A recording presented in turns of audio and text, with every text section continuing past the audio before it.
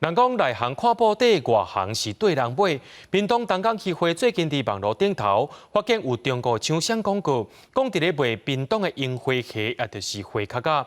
不过相片却是赤尾青虾，这两种虾的价销是差不到10倍。东港渔会就发表声明，爱消费者注意，千万唔通互骗去。 渔民赶咧甲一箱搁一箱拄啊了转来的花壳仔送来拍卖市场，等要卖一个好价销。5000杯，5000杯。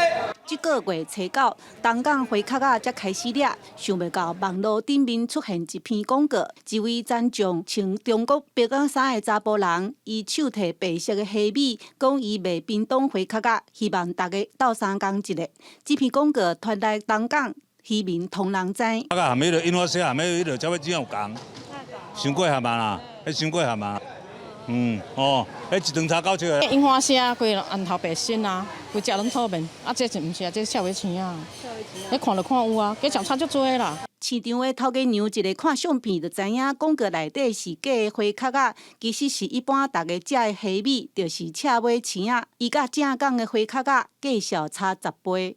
伊这个虾啊的颜色色泽就唔对呀吼，第二就大细就唔对呀吼，啊甲伊讲咱迄个屏东是一个岛，啊嘛唔对呀吼。东港渔会总干事表示，全世界敢若日本、甲台湾的东港、甲房山沿海才掠得到花壳仔，即马嘛有制限掠花壳仔的数量。 今年虽然受到疫情影响，不过平均一箱5000到6000的价销嘛算袂歹。